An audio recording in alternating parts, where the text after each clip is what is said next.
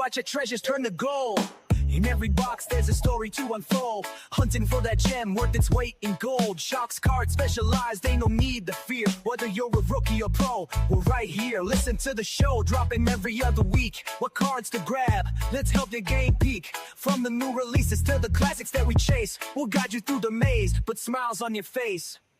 Sharks cards, flip for gold. Great in that PSA. Watch your pro.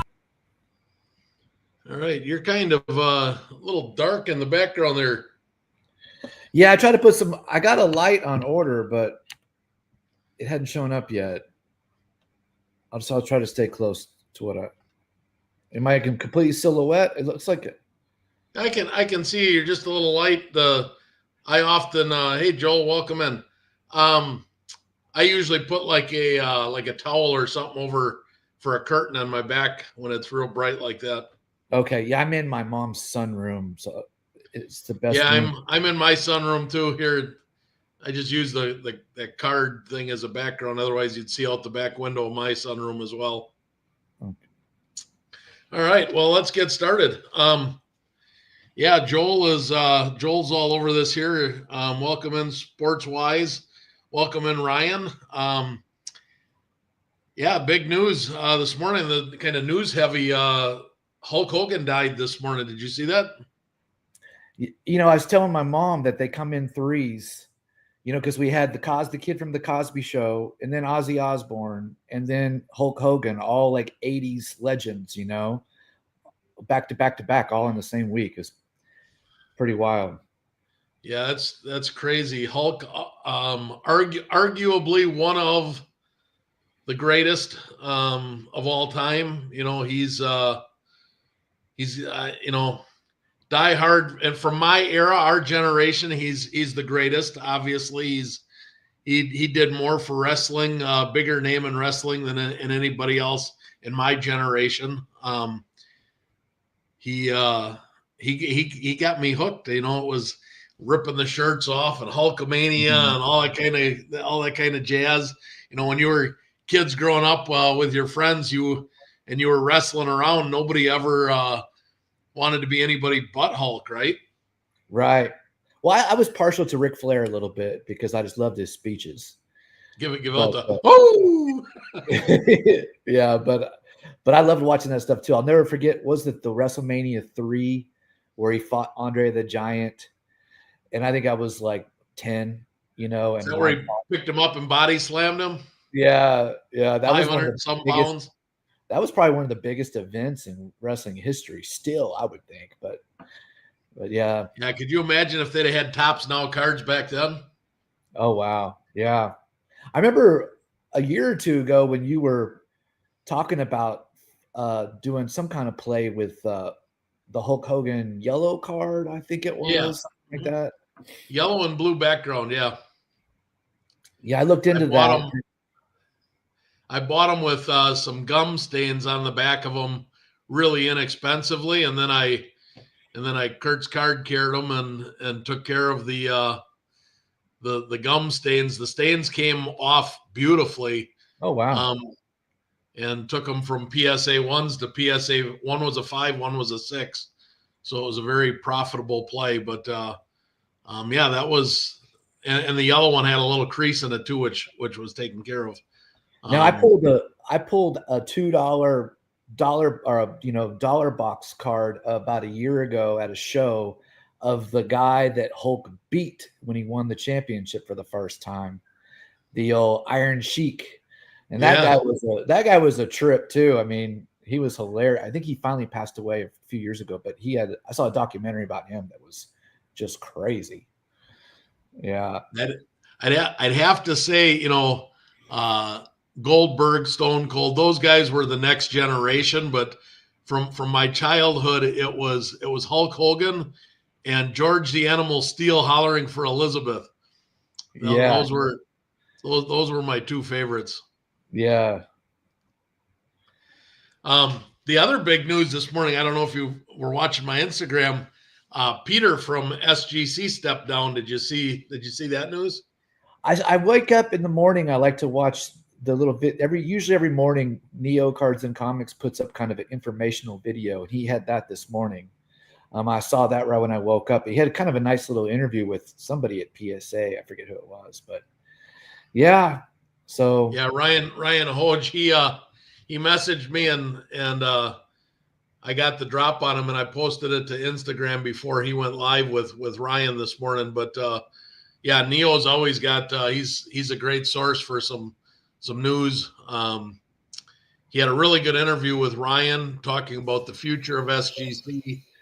For those that are interested, they can go check out Neo Cards and Comics. But just kind of to paraphrase, Ryan from PSA basically said that SGC is not going anywhere.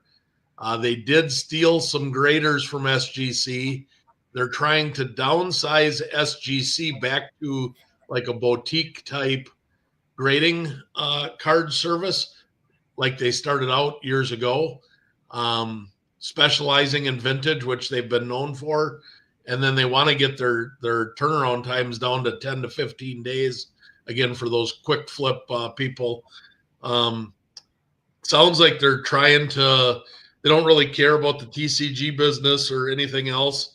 So they're going to probably go from grading, 400,000 cards in a month to, you might see them grading 40 or 50,000 cards in a month, but keeping that vintage feel to it. So it'd be interesting to see where Peter ends up next. He was a pillar in SGC's history and took that company to new heights. And I think a lot of people really had a lot of respect for him. I know I did.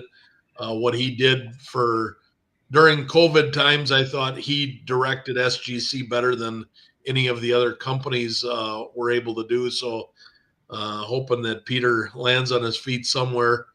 Kind of hope he does not go to CGC, because I really do not like CGC. But that would be a logical move. If I was CGC, I'd be trying like crazy to get Peter to come on board with them, because they need something to grow their sports cards. They just, their sports cards just don't, even their gold labels just don't bring a lot of money. So it'll be curious to see where Peter ends up. So you were telling me you are bringing today some NCAA women's basketball plays. Is that what I understand?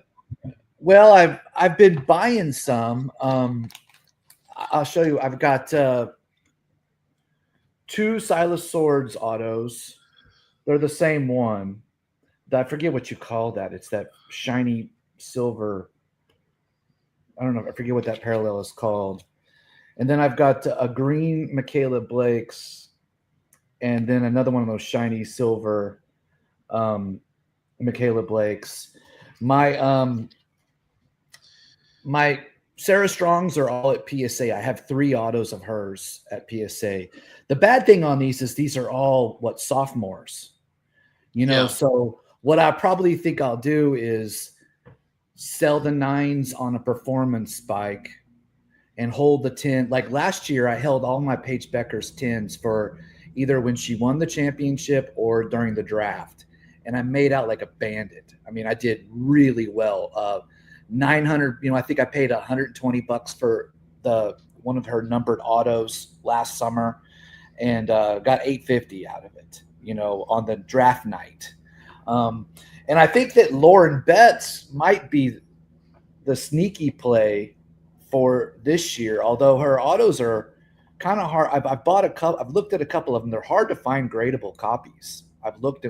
She's tentatively probably the number 1 pick, I would bet. But it could be Ozzie Fudd. I think Flage is kind of a long shot, but she could potentially be. But I would bet it's Lauren Betts, because she's so tall and she's such a scoring machine and rebounder, and so I think that at the National, I'm going to try to find some more Lauren Betts cards.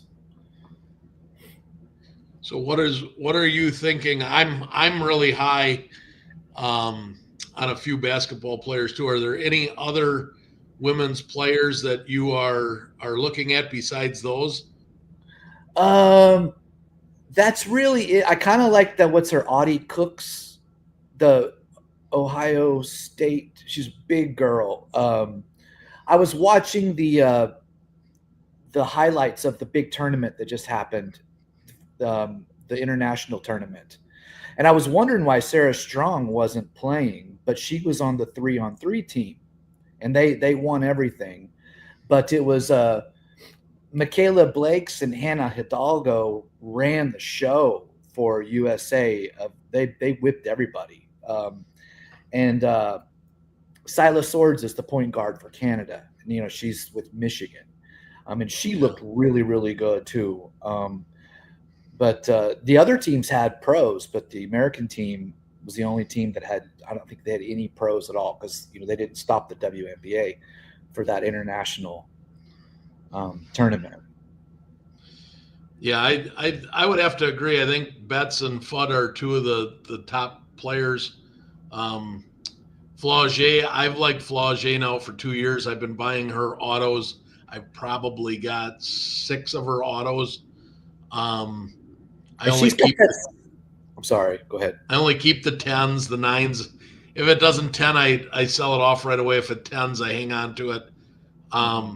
But another player that I really liked, that I really liked the way she developed last year, and I think she's a sneaky play for top 2 or 3 picks in the draft, is Tanaya Latson of South Carolina. Yeah, she transferred to South Carolina, right? Right. And then the one girl left South Carolina. Hot shot young guard. I forgot her name, but she left, and then they brought that girl in. Yeah.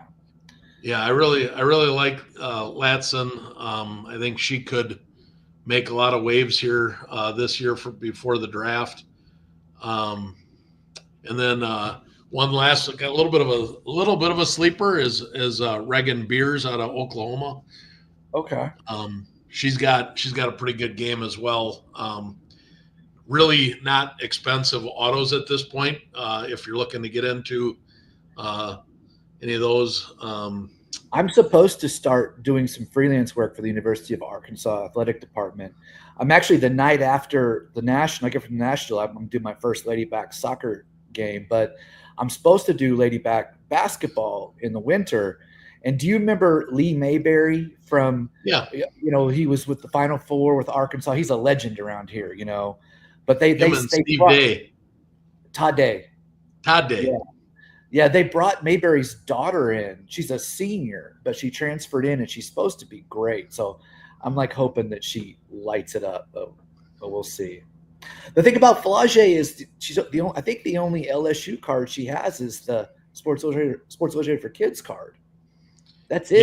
Yeah. She doesn't have much for cards right now, which is why I've been able to stock up pretty inexpensively for her. She's like a celebrity too, I'm not much of a rap person, but I've listened to her rap, and she can rap. She's got talent. Yeah. Yeah. So, the typically it's the players that score a lot that are going to be the ones that get all the media hype and attention. I think this is going to be a little bit of a down year for female basketball players. In terms of the draft, a little bit of a softer class, not the real we've been blessed with Caitlin Clark and Angel Reese, even though Angel's not much of a scorer, she's a personality, right? And the two of them with their feud that they've got, that's really helped take basketball to a new level. And then you've got Paige, which is breaking all of Caitlin's records. So those two have really helped take women's basketball to a new level. Joel you can see Joel online here commenting some players' names. He likes Audie Crooks and Michaela Fulwiley. That's the girl that left South Carolina, and they brought in Tania Latson. Yep. So Joel and I talk a lot about women's basketball. He's big into the women's basketball. So I think there are certainly some plays to be made. Very thankful for what Caitlin has done for women's basketball, giving us another opportunity to have a sport that gives us the opportunity for some flips. There will be a Caitlin Clark play in my plays today. When we get to those, I do have, I believe, 13 plays that we'll do at the end of the show today for those that want to stick around and make some money. Over on Instagram, we've got Card Room Teacher joined us, and Sportwise is saying Toby Fournier, and then saying that Full Wiley went to LSU. That's going to be dangerous with her at LSU. Yeah, so LSU could be a scary women's basketball team again this year. Oh yeah. I went to see the game last year when they played Arkansas and saw Flage and Kim Mulkey with their crazy coat, and that was, I mean, they kicked the crap out of them. They beat them by like 50 points, but I had a hard time not cheering for LSU, because I'm born and raised in Arkansas, but it was fun to watch. I think next year Vanderbilt comes in and South Carolina, so I'm gonna try to go to both of those. Yeah, the reason that I like Flage, I don't think she's the best basketball player out there, but neither was Angel Reese. I like Flage because of her followers that she has on Instagram. She has arguably the largest following of anybody left in college basketball right now. Her Instagram is just absolutely huge. And Angel's been tearing it up the past few weeks. I think she's getting a double-double like nearly every night. I'm going to the game in Chicago a week from Sunday, that the night before I go home. Me and my old buddy lives in the city are going to go to the Dallas Wings and Phoenix, whatever they are, game. So after we have a little bit of a down year this year for women's basketball, with Betts probably leading the way, next year is going to be next year. There's a lot of really good players that could be in next year, the following year, that is, headlined, of course, by none other than Juju Watkins. I'm still big into Juju. I thought her stuff would dip more than it has with her injury being out of the spotlight. It dropped about 20% or so, and then it flatlined. It just never. I was hoping that people were going to be down on her being out the whole year, and that her stuff would just free fall. I was hoping for 50-70% drop, and it just never happened. Maybe as the women's season gets started, you might see her stuff drop a little bit more as people start focusing on the players that are playing. But don't forget about Juju, because she still is, when healthy, she is the best women's basketball player in college right now, as far as I'm concerned. She was right there with Paige and Caitlin in terms of star ability. So that's another one to watch. I feel like the women in college these days are way better at being celebrities. Like they're so much more famous than, I mean, if you look at like the top 5 girls out of the last Bowman set, they typically sell better than anybody not named Cooper Flagg. Yeah. I mean, those are the the TV ratings for women's basketball is higher than most men's basketball right now. That women's basketball is at an all-time high, and it continues to grow. And it's a shame that Caitlin got hurt and couldn't challenge Sabrina for the 3-point contest. But that was still, All-Star Weekend was still very successful. It was highly watched. I thought the 3-point contest was done very well. A couple of players stepped up there. And of course, Sabrina winning it was very fitting. Sabrina was one of the 2 or 3 best players in the WNBA prior to this new wave of players that are coming in, her and Wilson. But Yeah, so it's just been kind of fun to watch. Definitely. Well, we've got the national coming up next week already. Man, has that crept up on us fast. I don't know where summer is going, but it is going way too fast for me. Mm-hmm. It's hard to imagine that we're a week away from August, which is just crazy. But with the national, I gave a few tips the last time we were on. I saved probably the two most important tips for this episode. So hopefully, if you watched the last one, you're watching another one. Sports wise, before we get into the tips here, sports wise is mentioning incoming freshman Aaliyah Chavez is crazy good, and yeah, she's got all the hype on her as well. So it'll be fun to watch her for the next 2 or 3, 4 years. She went to Oklahoma, didn't she? I'm not. I think so. Okay, so. I think I recognize that name going to Oklahoma. But yeah, Chavez is going to be another electric women's basketball player as she makes her way through the ranks. But all right, so the tips for the national for next week. If you're attending the national, I will be there on Friday and Saturday. If anybody wanted to message me, if they wanted to say hi or meet me or talk to me at the national, I will be there Friday and Saturday, hoping to come down on Friday and stay for one of the trade nights Friday night before heading home. I'm going to drive home both nights. It's only a little over a 2-hour car ride for me, so I don't need to spend the money on a hotel room. And then Saturday, I plan on coming down, hopefully with both of my sons. I'm going to meet up with one or both of the days. There'll be, I know one of the guys that I've had on the show here before, Hitman.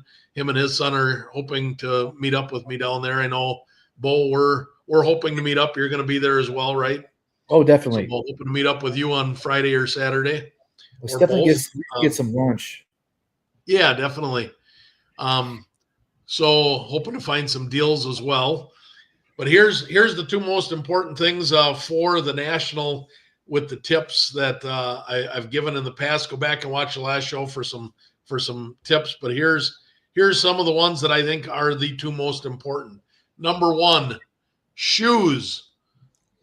Forget about cards. Shoes is probably the single most important thing you need to know about the national.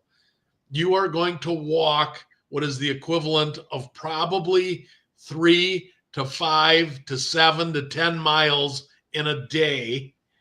That's how many steps you're going to be taking. Last year in the one day, not last year, I didn't go to Cleveland.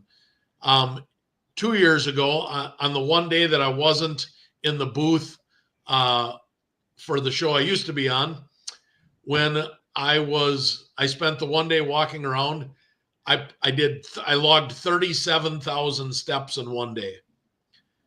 So that's the type of walking that you can expect down at the National if you've never been there. This is so large and so big. Shoes. Wear comfortable shoes that are not, don't wear sandals, don't wear something that's tight, don't wear something that's going to give you blisters on your feet. Wear something comfortable. A very nice, don't worry about what you look like. Style points don't get you anything at the National. Make sure the shoes are comfortable. The second most important tip I can give you at the National is going to be make sure that, because the National has said the building, they just upgraded the air conditioning for the building, which is huge because 2 years ago, the one day was just absolutely brutal.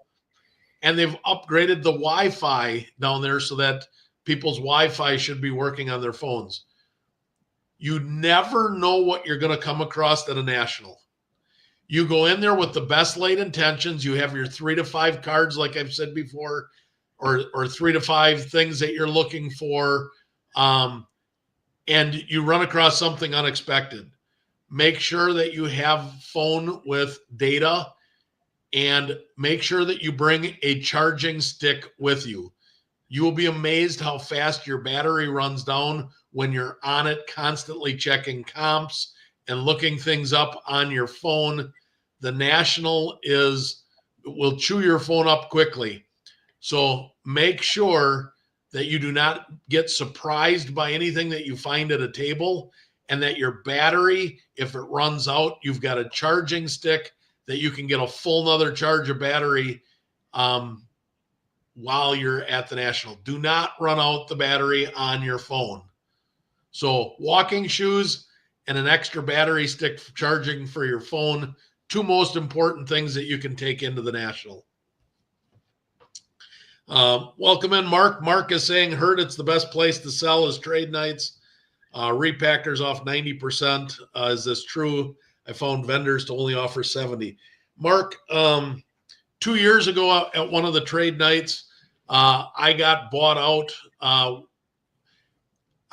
only brought about a dozen cards. They were higher end cards. I did not bring them into the show hall. I left them locked in the trunk of my car so that nobody would break into my car, in a locked container in my sealed trunk. And I got them out for the trade night. And I can tell you that I got offered 95% comps. The guy said, I'll take all 12 cards. I was sold out of cards within the first 30 minutes of the trade night.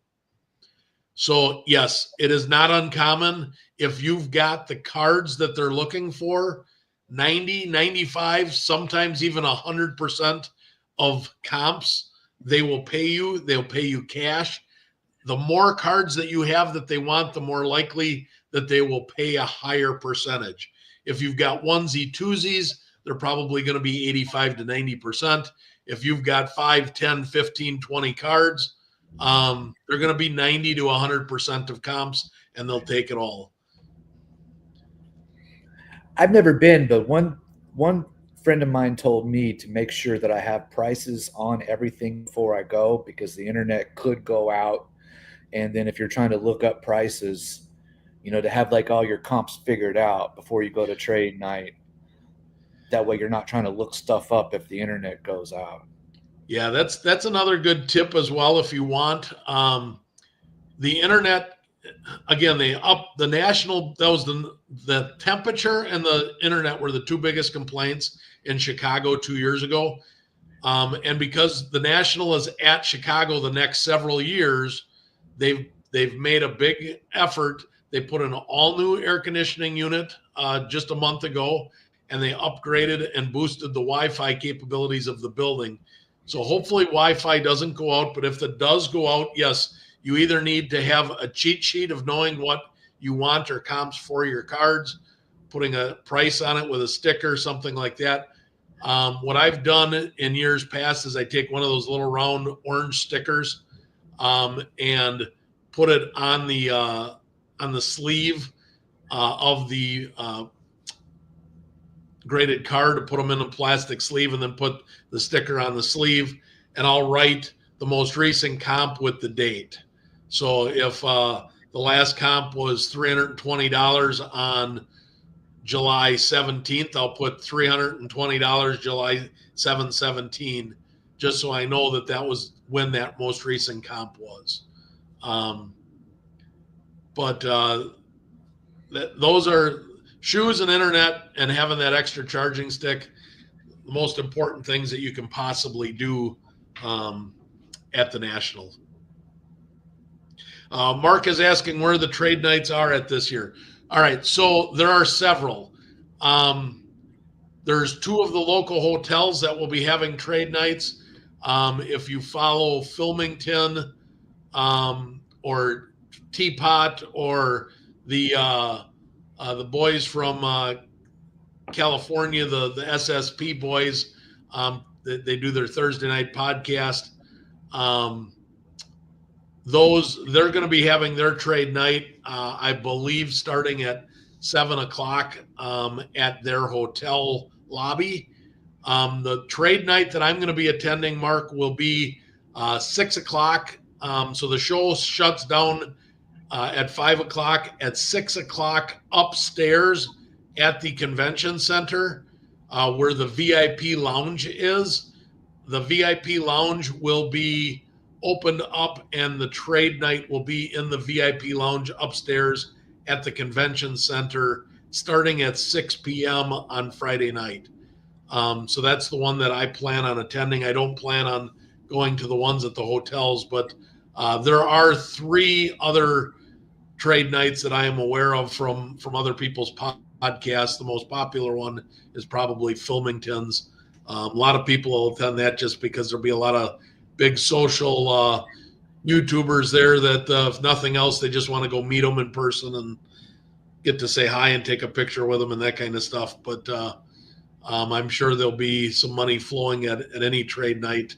And yes, trade nights are a great place to sell your inventory. So I don't, and I never have in the 20 plus years I've been attending nationals. I've never taken cards into the show ever. I leave them out in the car and I leave them locked in the trunk, and I do it before I get there because I don't want anybody seeing me putting anything in the trunk, as cars have been broken into, hotel rooms have been broken into. You've seen YouTube stories of people stealing hundreds of thousands of dollars worth of cards from the showroom hall. So you do have to be careful if you're bringing some high-end cards, but I leave them in the car. If I need them, I can always go get them. Otherwise, I'll get them before the trade night, and then that's where I get rid of everything. Will be at the trade night. So, all right. Do you have anything else before I get into some plays here, Bo? Anything else you want to cover? I was watching the Off-Centered show last night with Neo Cards and Comics and a few other guys, Flip and Steve, and they had the guy that showed the map off of the whole venue, and it looked like there's a VIP party on Wednesday from 10 a.m. till the show opens. And I'm trying to find out if that's actually true, because my plane lands at 9 a.m. and I can't check in till 3. And I thought, heck, I could at least kill some time before, but I'm trying to find out if that's actually true. Typically, if you get the VIP lounge does open up several hours before the show hall. And the VIP lounge will be upstairs from the show hall.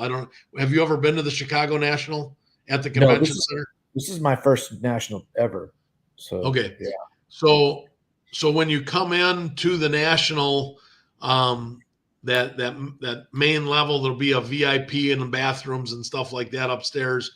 Then you're going to walk down 2 really long hallways to get to the center of the convention center, and then you'll take an escalator downstairs to the main lobby, or you can walk in from the street level as well. Usually if you're parking at the hotel parking lot or parking ramps across the street, you're taking the skywalk over the top. So you're coming in at the VIP level. If you come in at the street level, you'll have to go up the stairs or the elevators. And then, of course, the main lobby, there'll be people in the main lobby an hour or 2 before the show opens, and there'll be deals, transactions happening there as well.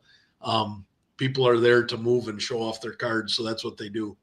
But the VIP hall usually does open up prior. I did not do VIP this year. I just did basic tickets for Friday and Saturday because I wasn't going to be there for all the days.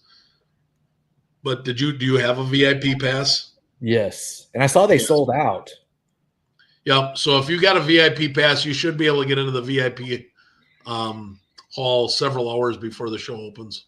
Nice. All right, let's get into some plays. See if we can help everybody make some money here. All right, so the first play up is, I've had this play on here before, only it's with the orange. This time we're doing the green. This is the 2019 Prism card number 8, Kobe Bryant. As you can see, there have been some wild swings in the last 30 days, but there's only 4 transactions on it. So if you stretch it out a little bit, go out to 90 days, you can see the trend line there on that. I like to look at the average. The average is $16.50 over the last 90 days, but the most recent sale was $24, which is almost the high point. that's okay. If you got to pay $24 for it, you're going to be fine, because a PSA 9, the most recent sale, was $49.50. So you'll about break even, maybe lose eBay fees on a PSA 9. On a PSA 10, it's $120. So you're looking at making some pretty good money on a PSA 10 and breaking even on a PSA 9.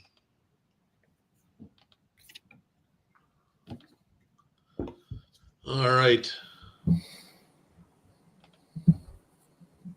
Next up is 2022 Prism Chet Holmgren. This is the Blue Wave card number 266. Most recent sale on this card was also $24, which is up almost $10 from the 30-day average. So if you stretch it out to 90 days, the 90-day average is still only $14. So somebody way overpaid for this most recent sale at $24. I would try and target this card in that $14 to $18 range. As long as you can get it for around $20 or so, you're fine. The PSA 9 sells for $55, which will be a wash, and a PSA 10 sells for $100. I forgot to mention on the Kobe Bryant, the gem rate is 60.9%. The gem rate on this Chet Holmgren Blue Wave is 39%. So a decent gem rate to try and get some money back in your pockets.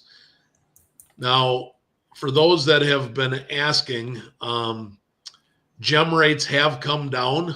So if anybody's noticed this, the gem rates have come down a little bit with PSA's new centering. It's not new. They're just enforcing it with a lot of their new graders. But what that's done is it's risen the price of the PSA 9s to where 9s used to be the cost of a raw. Now you're starting to see the 9s with a little bit of a premium. So PSA 9s are starting to go back to the way it was, where it's your raw plus a grading fee or even a little bit higher. And PSA 8s are now starting to be closer to what raw grades are. So it is true that the grading has adjusted a little bit, but that's taken into account with all of these. All right, so the next one up is Shea Gilgeous-Alexander, fresh off the NBA championship, fresh off MVP for the season, MVP for the NBA finals. And what does that mean for his card prices? Take a look here. His card prices are down. They're down 29% in the last 30 days on a PSA silver.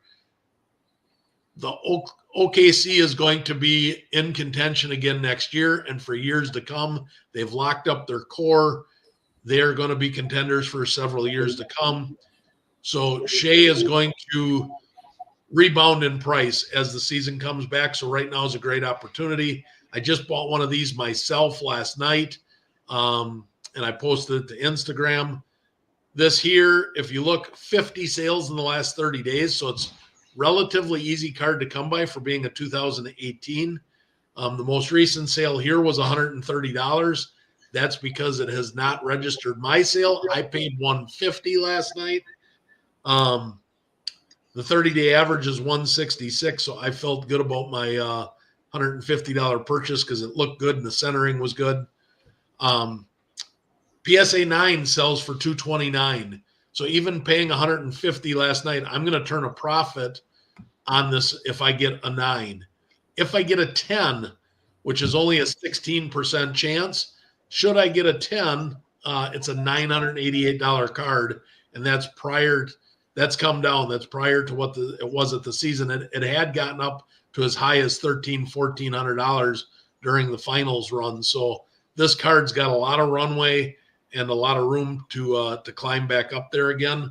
So if you can afford, it's the most expensive card on the list today. If you can afford to go that route, that card has a lot of money-making potential.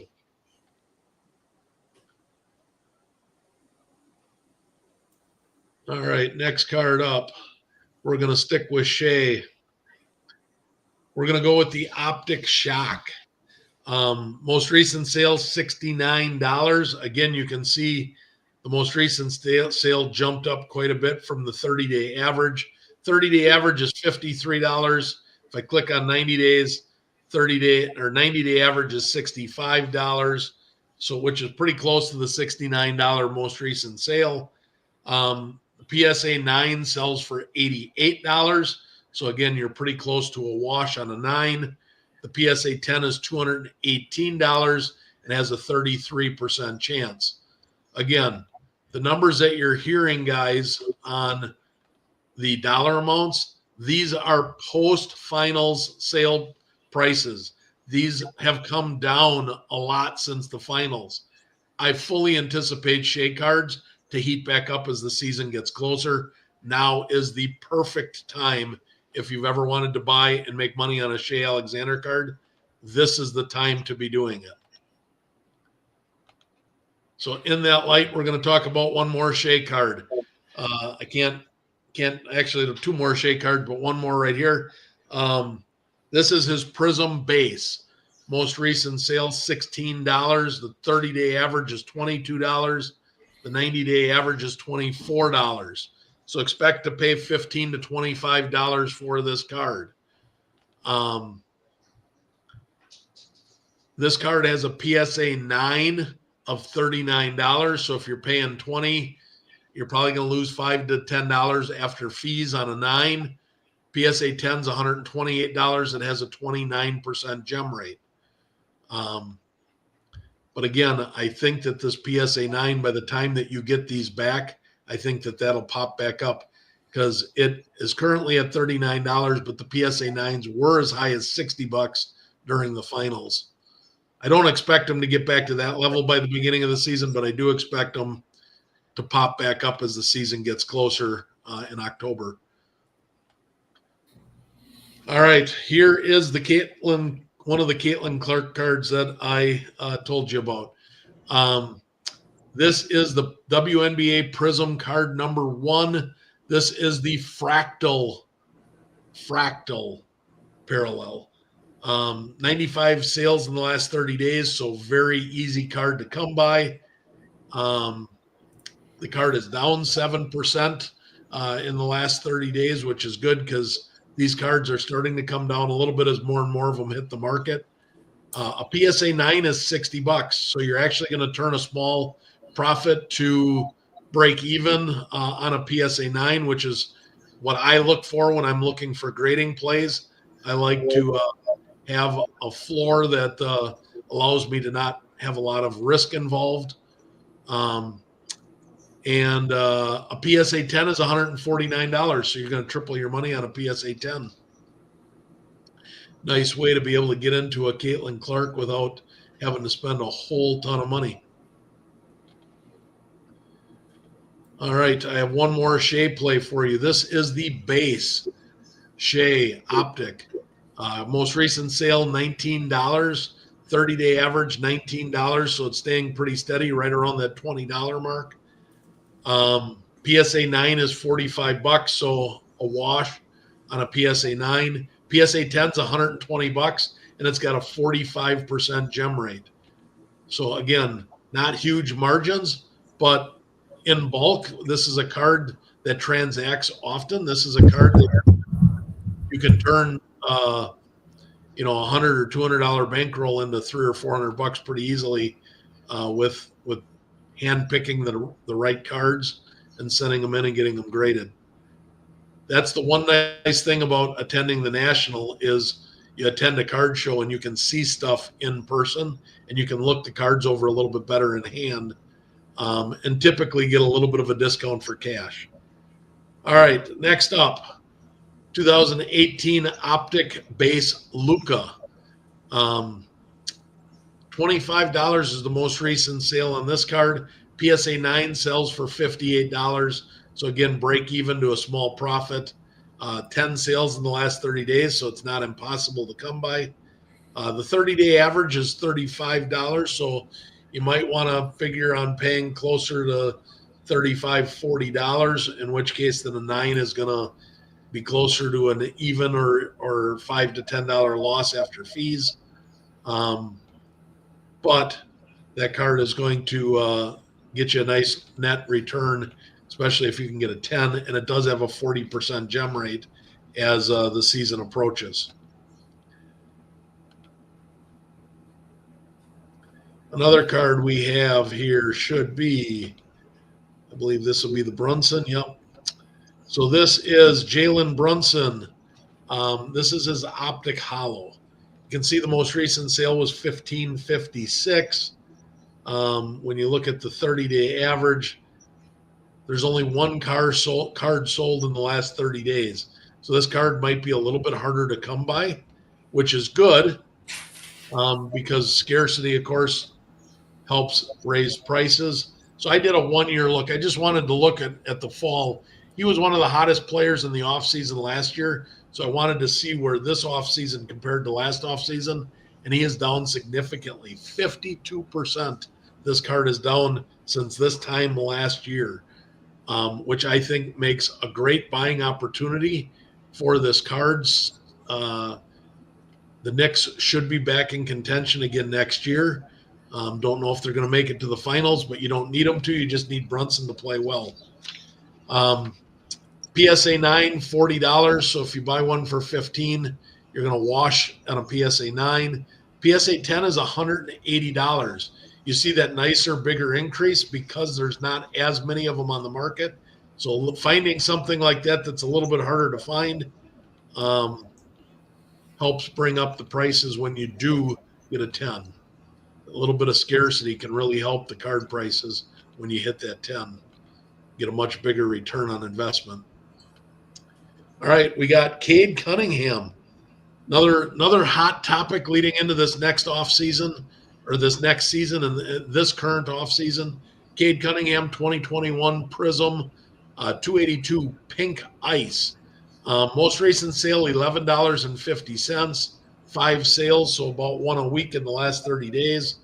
$20 is the 30-day average. When you go to 90 days, the 90-day average is also about $20. So although right now the most recent sale was 11, you probably got to figure on paying closer to $20 to get that card. Most recent PSA 9 sale was $48. So if you pay $20, you're going to bust even on a PSA 9. PSA 10 is $112. This card has a 51% gem rate. So when you take a look at some of these plays that I'm presenting, a 51% gem rate is very high. For a $10 to $20 entry price, if I could find 2 or 3 or 4 of these, I might buy them all, hope for that 50% gem rate, and that's where you can really start increasing profits, is by grading in bulk plays, meaning that you're doing more than one of a card, which increases your chances of the 10s as well. It's strictly a numbers game when it comes to grading. This one here might surprise a few of you on this list, as he's currently hurt. He's out for the season. Jason Tatum, very collectible. One of the faces, top 10 or 15 players in the NBA. The Celtics were relevant, and now they're not. Injuries, trading people away. He's going to be out of the spotlight, which I think gives Jaylen Brown the opportunity to really shine this year. So I'm very high on buying Jaylen Brown cards. I just don't have any on this list. Browns are cheap enough that I'm actually not doing the raw to grade with Jaylen Brown. I'm actually buying PSA 10s already graded a Brown. Takes the risk factor out, and the cards are cheap enough that the margin should be there. This is the 2017 Prism red, white, and blue card number 16. Most recent sale was $53.88. Call it $54. The card is down 51% in the last year. So the reason I didn't do 30 days, when you look at 30 days, again, it's only one sale in 30 days. So it's a little bit harder card to come by, but it is down 52%, 51% in the last year, which gives you an opportunity while he's injured to buy his cards up and get them graded. A PSA 9 is $150. So if you buy this card for 50 and it gets a 9, you're going to double your money after grading fees. That's why I really like this play. Not super expensive. It's about at its low point. It's not going to get any lower than this, I don't think. Injury is old news. Season is up and coming. Really like Jason Tatum, especially this play for making some money. I believe I have 2 plays to go here, Bo. All right. I had to throw in a Victor card just because you can't have a raw to grade and not talk about Victor. Victor Wembanyama coming off the season-ending injury last year. His stuff is down. Of course, a lot of his stuff was released last year, so it was higher. So it's coming down. This is the Blue Reactive Mosaic. Might be surprised not to see an Optic Hollow or a Prism Silver to see a Mosaic card, but this one of the Victor cards right now, this card gives you the best opportunity to get a good return on your money. $21 most recent sale. 30-day average is only $15. When you look at the 90-day average, it's still $15. So I would look to spend $15 to $20 on this card. The PSA 9 is $46, so you're breaking even on a PSA 9. The PSA 10 is $86, so it's not as huge of a return. You're only doubling your money, but very inexpensive way to buy yourself into some Victor Wembanyama, and it has a 63% gem rate. I don't remember if I covered the gem rate on Jason Tatum, but Tatum was a 37% gem rate. 63% gem rate for Victor Wembanyama. That is the highest gem rate of any card on this list today. So that is why I put it on. You can get yourself some Victor and you can get some PSA 10s where you can double your money at a 60% clip. Here again, when you're talking about a $15 to $20 buy-in, guys, this is one where if I could find 5, 3, 4, 5, 10, 15 of the same card from a guy, I would buy them all and take my chances getting them graded. And then last but not least is Anthony Edwards. Had to put an Anthony Edwards card on here as his cards really seem to fluctuate big from season to season. They drop hard in the offseason and they rise big during the season. He is electric. He is kind of the new face of the NBA. $9.69 is the raw sale. There have been 193 sales of this card in 30 days.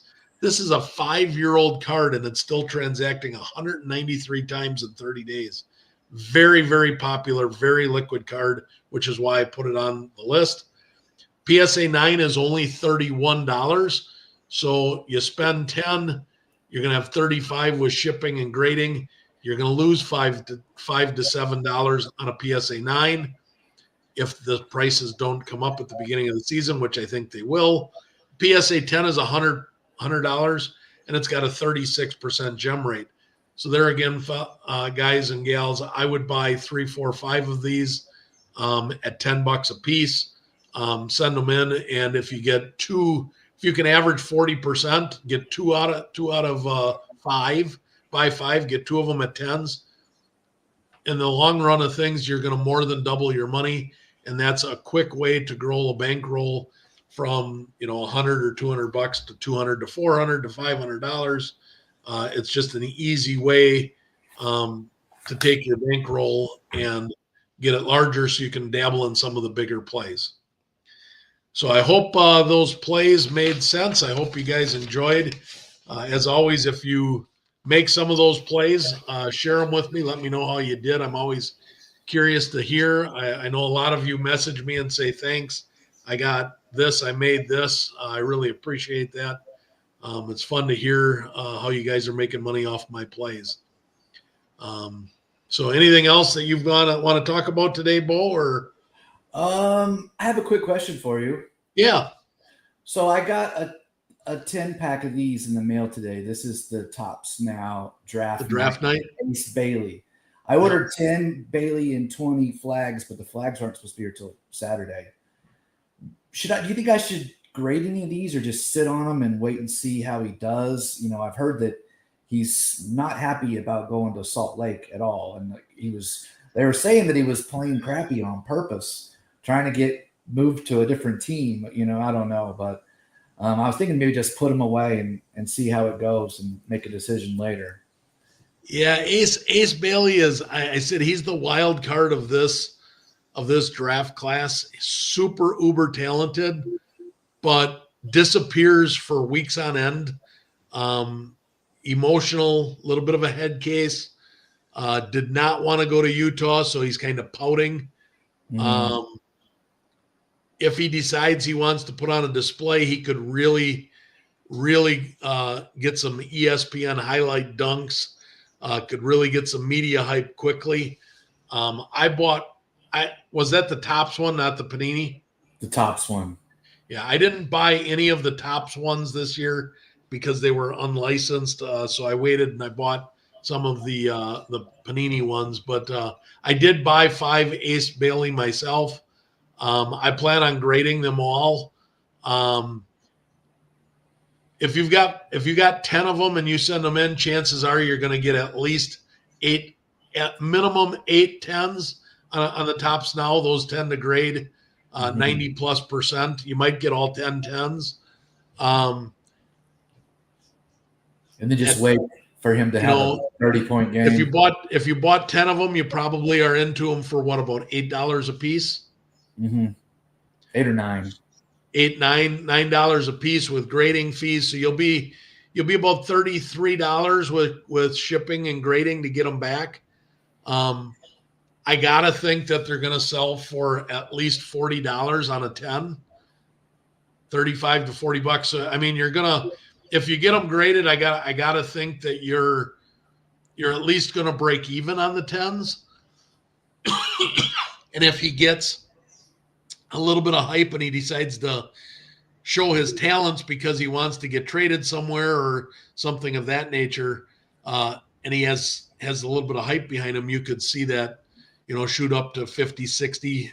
I could see $60 to $70 for the PSA 10s. If you want to take a look and see what the current sales rate is on eBay for the raws, you could do that. Oftentimes, the raw will sell for $10 to $15. So you could really look them over. If there were 1 or 2 you didn't think would grade well, you could try and sell them raw and break even on them, that way. But those top players, typically, if you grade them, I grade them all and take my chances that it's you would like to think that a lottery pick will sell, a PSA 10 will sell for $40. You don't get rich at $40. You make $4 or $5 a piece, but $5 a piece times 10, if you threw an extra $50 in your pocket, that's not the worst thing in the world. I'm also thinking about, I don't know, tell me what you think about this, of sending 5 of the Cooper flags to Beckett in hopes for a black label. Because I do really well with the Topps now. I've got a 95% gem rate when I go to PSA. And I thought about, a little gambling and seeing. Yeah, I've got a buddy of mine that tried that last year, and he said he was going to do it. So he sent in his Topps now Caitlin Clark's to Beckett. He sent in 10 of them, and he ended up with 3 gold labels, black labels. So he had 3 black labels. He had 3 black labels, 3 10s, and then he had 4 9.5s. But the 3 black labels he figured ended up being his best play of the year last year. So it's not a bad thought on the Cooper flag, especially if you got 20 of them. To take a handful, 5 of them or 10 of them, and throw them that way in Saturday, black label. Yeah. I was thinking about doing 5 to Beckett and then take the 15 leftovers along with 5 of these Ace Baileys and then just send that in as a 20-card bulk play. Yeah. Probably won't lose any money. Or no, the Cooper flags you're not going to lose money on at all. Like right now, the Cooper flags, I hate the fact that people do pre-sale PSA 10s. Like, oh yeah, I wish eBay would crack down on that, because they'd have no idea how many 10s they're going to have. So how can they pre-sell something they're not guaranteed to have? I don't know. I think that's a crock. I wish eBay would cut down on it. eBay, if you're listening, get rid of the pre-sale graded singles. I don't like the pre-sale singles non-graded either, where you're selling something a month before you get it. I'm not a fan of that either. It's one thing to pre-sale factory sealed products, but opened products like that, I'm not a fan of it. But anyways, back to the pre-sale 10 graded 10s right now are selling for about $85 to $90 for the Cooper flags. So I anticipate that's going to drop a little bit as the more hit the market, but I could see it settling in at $70 to $75 a piece. So if you got 30 to 32 to 30, let's just say $35 a piece in them, and you could sell them at $75. If I were you, I'd send whatever you don't send to Beckett, I'd send all the Cooper flags in. I just don't see you. I don't see you losing money on a graded Cooper flag coming back from Beckett before the season starts. Especially the Topps ones. I mean, on the Panini ones, I ordered 2 of the draft night from Panini, the 25. So I've got 50 of them, and the Topps ones. I'm having like maybe less than half of them I've actually been sending in because the centerings are so bad. I mean, I had a big dent in one of my Paige Becker's draft night cards. Oh no! Yeah, this the qualities. So well, if you look them over, the ones that look gradable, I'd send all the ones that look graded in because I can't see you losing money on that play. Cool. Mark was saying here before we take off, he's saying he's leery on buying into more Caitlin Clark at this time. Seems that if you bulk grade, the season will be over. Prices have to drop at some point. He's guessing they'll drop in the off season. You could be right there, Mark. I just think that the hype is so high on Caitlin and the margins are so big on the 10s that even if they drop 10 or 20%, you're still banking money on a 10, even in the off season. So Caitlin is a year-round buy for me. I'm not letting up on Caitlin. I'm not worried about it unless she has a season-ending injury, which she's had a couple of scary injuries so far. If you could get them back, I might even pay, where they've shortened up to 45 days now for the $25 fee grading, the Value Plus at PSA. I might even spend that if I had a Caitlin play, because if you could get them back in time for the WNBA playoffs, if she's healthy and playing in the playoffs, you could really see a nice spike in her cards with a few big games and a few big wins. So I'm not out on, I hear what you're saying, Mark, but I'm not out on Caitlin yet. Not yet. A little too early to pull out on Caitlin. All right. Well, I appreciate everybody for joining us and sticking with us here for this last hour. See, there are a lot of people I didn't name out on Instagram that joined us. Appreciate everybody that joined us. As always, feel free to reach out to Bo or I on Instagram. Shoot us a message if you got questions, if there's a topic you'd like to see in a future show, or if you want to meet up with Bo or I, we will both be at the National this next week. Look forward to meeting quite a few at the National. And until next time, have a great week, everybody. Take care, everybody. Be safe.